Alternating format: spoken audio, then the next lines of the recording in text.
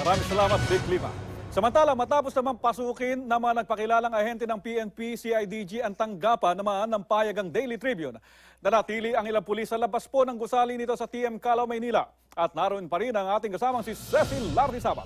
Cecil.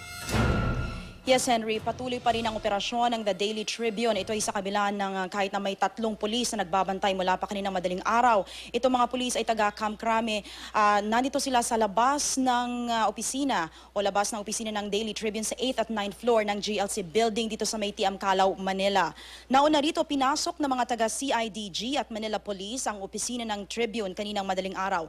Nagtungo rin sila sa printing press na nirerentahan ng Tribune at Abante para kumuha ng kopya ng edisyon ng dyaryo para sa araw na ito. Ito ay dahil sa aligasyon na pwede itong pagmulan ng destabilisasyon laban sa gobyerno. Pero pagpasok kanina ng editor-in-chief at publisher ng Tribune na si Niniez Cacho Olivares, bit-bit na niya ang abogadong si Rene Sagisag sa kahinarap ang 3 pulis. Giit naman ng mga pulis, nandito lang sila sa Tribune office para magbantay habang inaalam ng CIDG kung may sapat nga bang basihan para arestuhin o imbitahan para sa kaukulang pagtatanong itong si Olivares. Buwelta naman ni Olivares, kakalabanin niya ang aksyon ng gobyerno. Hindi rin niya umano papahintulutan na kontrolin ng gobyerno ang kanyang pahayagan. Samantala, kinundina naman ni Attorney Rene Sagisag ang umano'y pag-iral ng alam martial law na eksena sa bansa.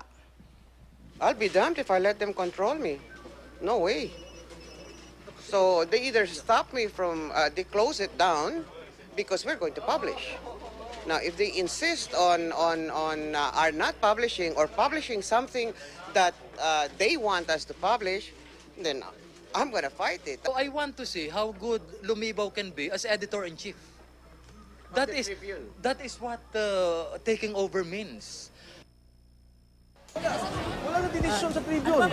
You check Tribune now.